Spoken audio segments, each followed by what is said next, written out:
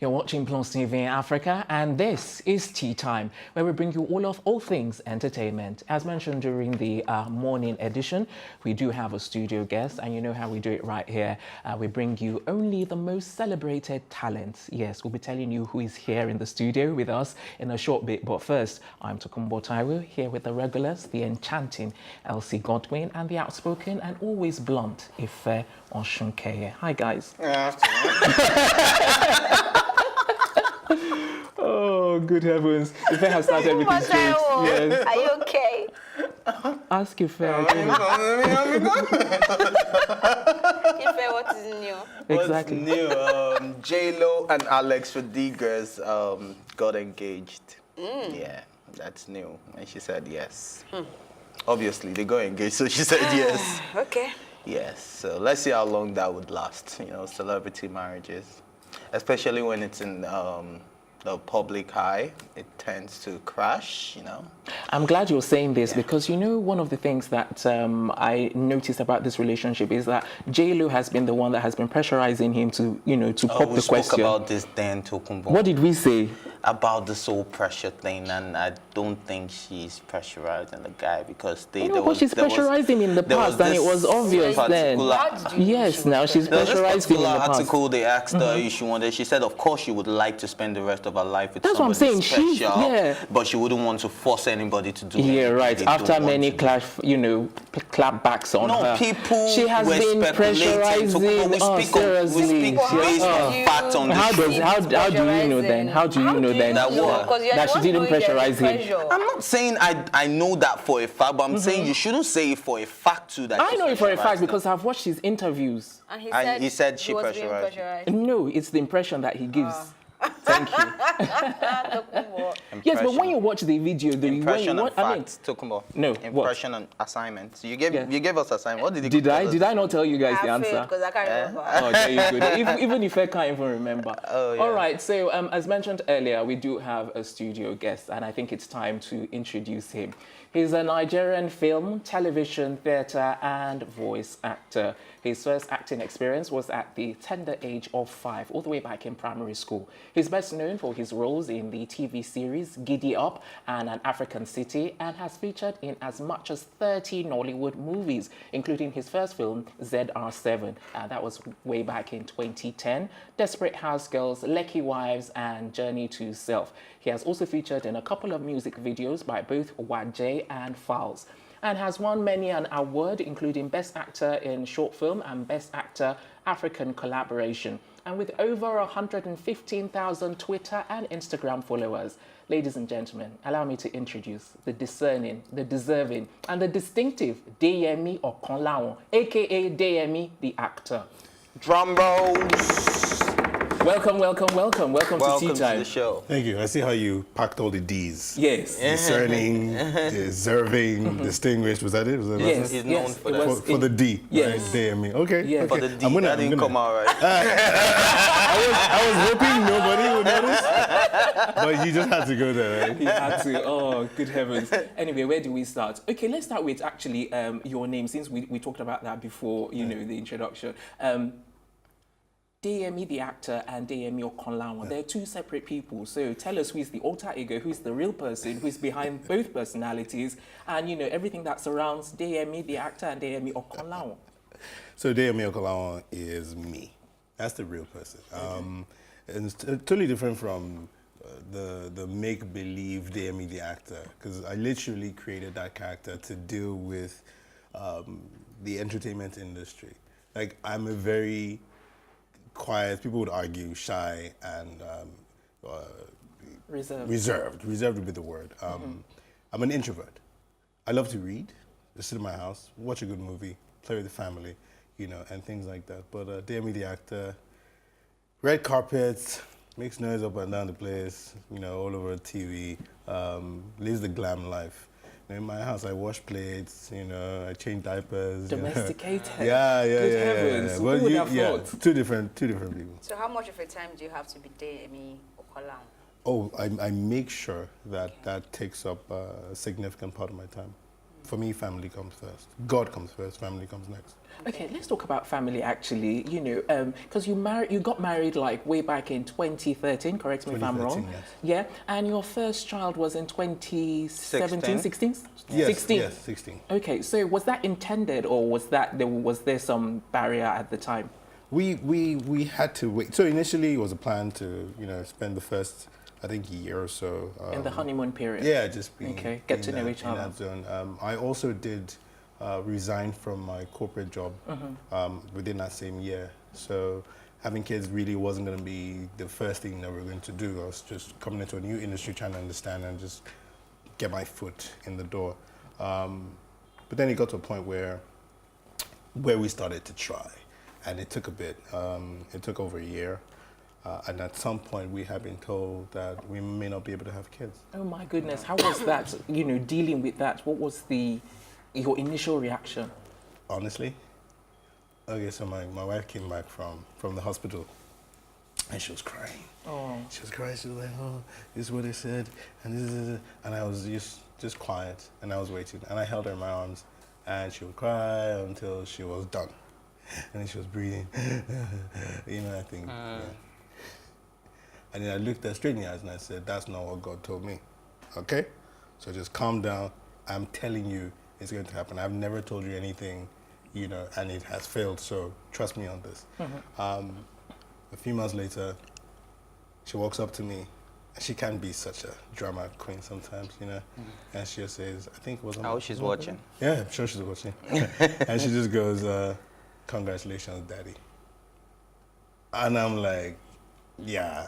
And I, you know, because I like to believe I'm a very strong guy. So when she goes, I was like, yeah, cool. I knew it was going to happen. But inside, I was like, yeah! Yeah, grabbed it. We had a good time, yeah. All right. I'm glad you spoke about your spiritual life a bit with this little experience you just shared with us. But you started. Okay. The reason I'm saying this is because you started in the church. Yes, I did. Yes. So your acting career started in the church. So how would you describe your spiritual life?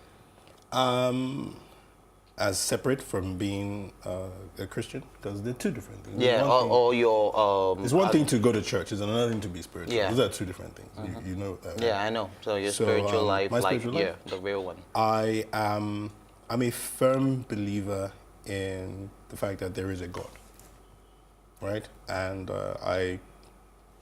my entire existence and what I believe in is focused on that, and I'm a Christian, so that's the way to which I worship, you know, through Christianity and through the Bible and the teachings of, you know, the Bible, and I firmly believe in that.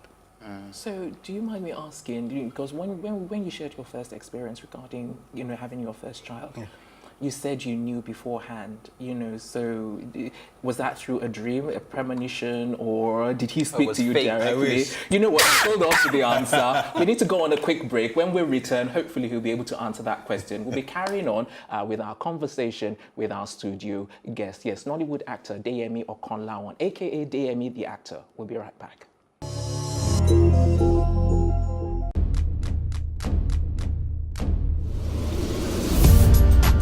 You're watching Plus TV Africa, and this is Tea Time. I loved the energy when I came in here. It was so positive. I was like, I can live here. My real names are Akbofiofobo, Akborobomemere.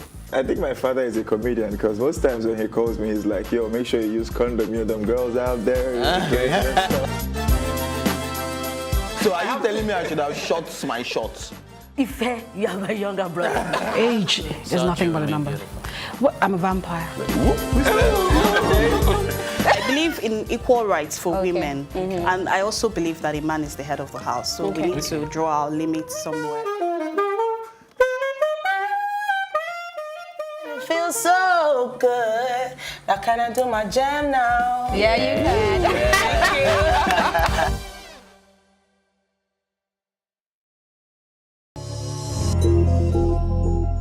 Welcome back. It's Tea Time right here on Plus TV Africa. And if you're just joining us, yes, you're just in time to catch up as we chat to celebrated actor Deyemi Okonlawon, aka Deyemi the actor. I'm going to keep saying that because I think that's part of his, your whole brand, I would say. Okay, so before the break, I was asking, you know, how you got to know beforehand that you were going to have a child. Right. So I was asking because some people say, yes, God speaks to them directly. Some people say he speaks to them through other means, you know. So let me get your take before I give you any other ideas. No, it was really simple.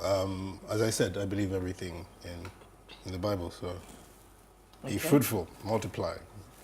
Okay, so you were just standing on that word. It wasn't like he specifically told you. I don't. See? I'm not doing anything. Told you it's very spiritual. Anything spooky like, oh, I heard a voice behind me. Yeah, no. It was just I believe it. I believe it so much that.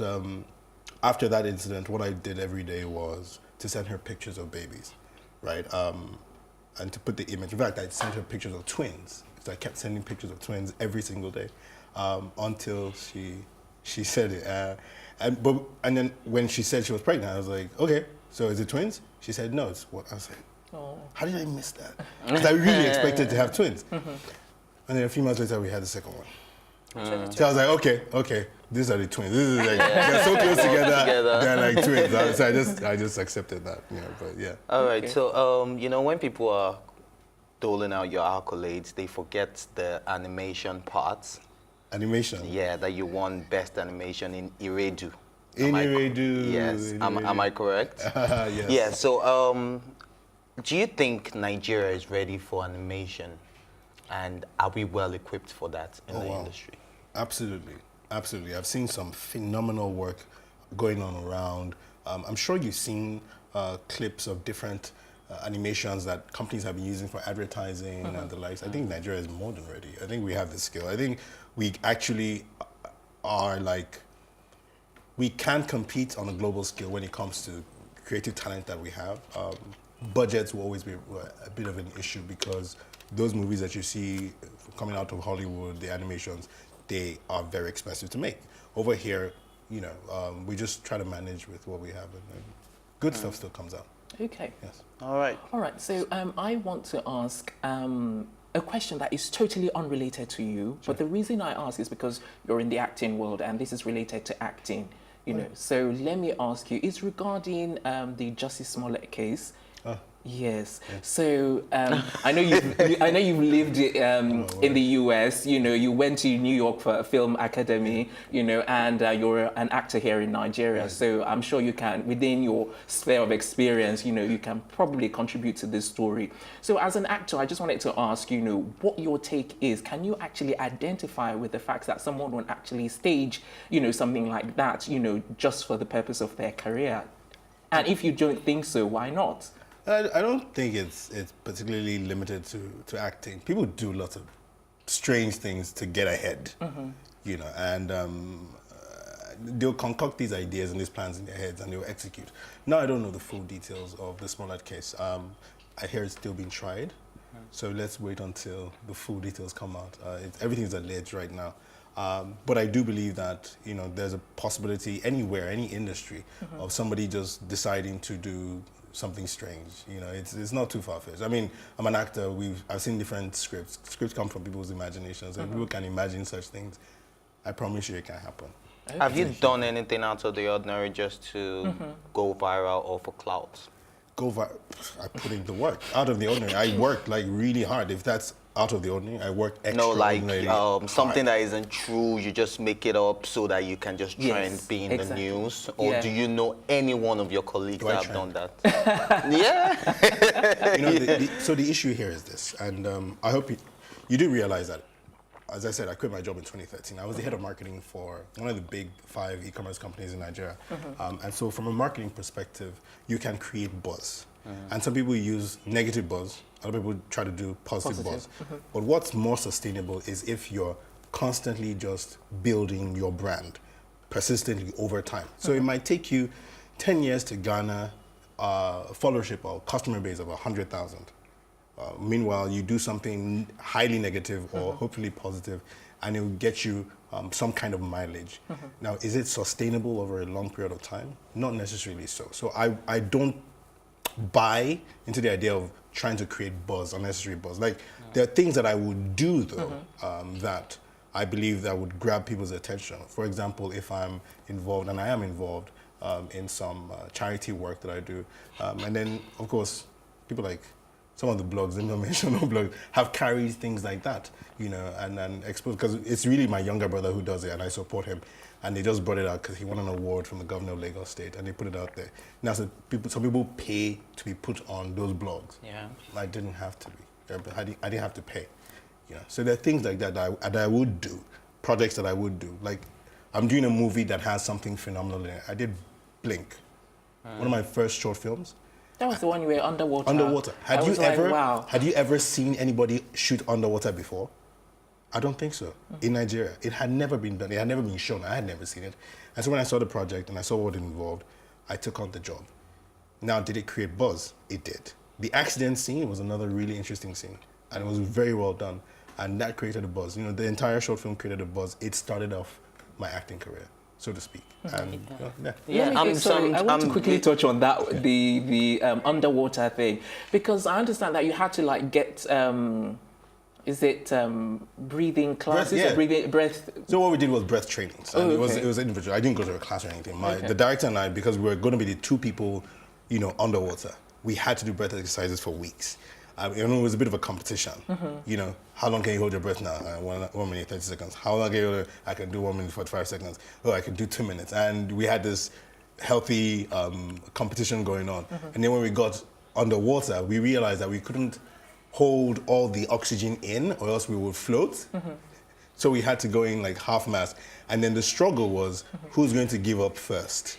The director with the camera or myself? And of course, you know I'm not going to lose now. All right, Elsie has a question she wants to ask, Yes, but she will Elsie, ask after fine. the break, Okay, please. all Yes. right. Let's go on a quick break. Tea time with our studio guest, Nollywood actor Deyemi Okonlawon, a.k.a. Deyemi the actor, continues right after this break.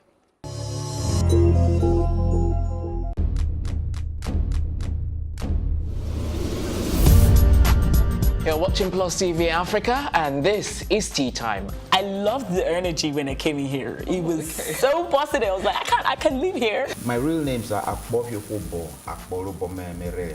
I think my father is a comedian because most times when he calls me, he's like, yo, make sure you use condom, you know, them girls out there. So are you telling me I should have shot my shots? Ife, you are my younger brother. Age is nothing but a number. What? I'm a vampire. I believe in equal rights for women, and I also believe that a man is the head of the house, so we need to draw our limits somewhere. Feels so good. Now can I do my jam now? Yeah, you can.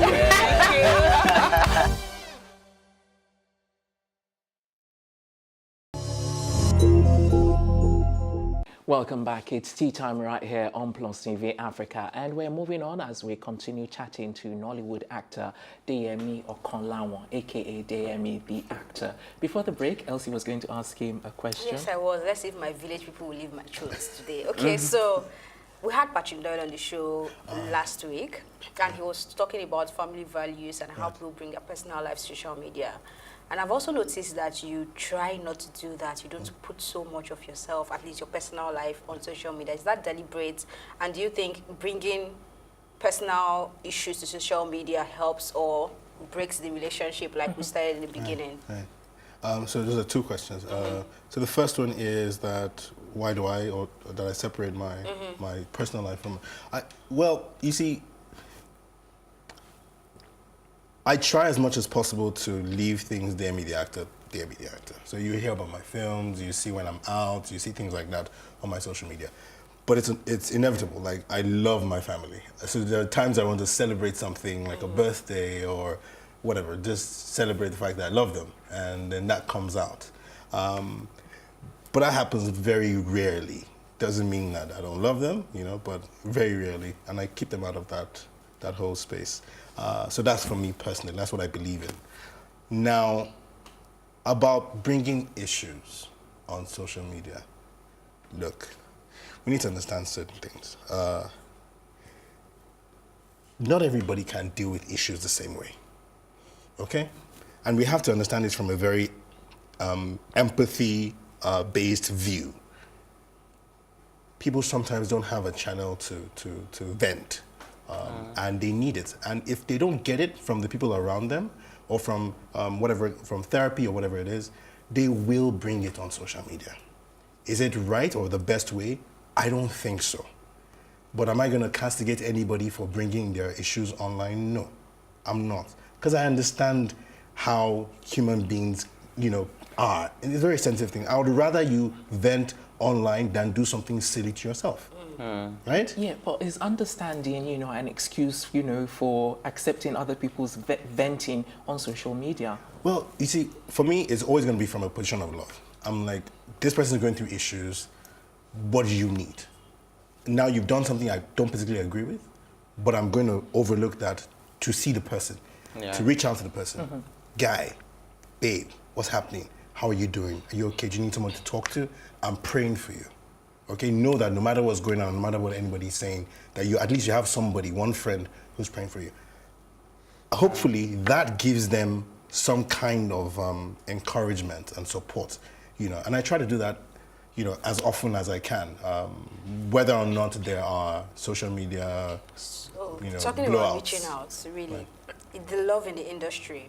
I mean, most of the times when this ranting on social media happens, it happens within the entertainment circle, either from the actors or from the entertainer, the musicians, and it's just for blogs, you know. But how often do you try to reach out? Do you only reach out to people that are in your circle, like your close friend, or do you look at it to say, oh, this person is in my industry, I have a word, and that's one. And secondly, is there fake love in the industry? Is there fake love in the world? The industry.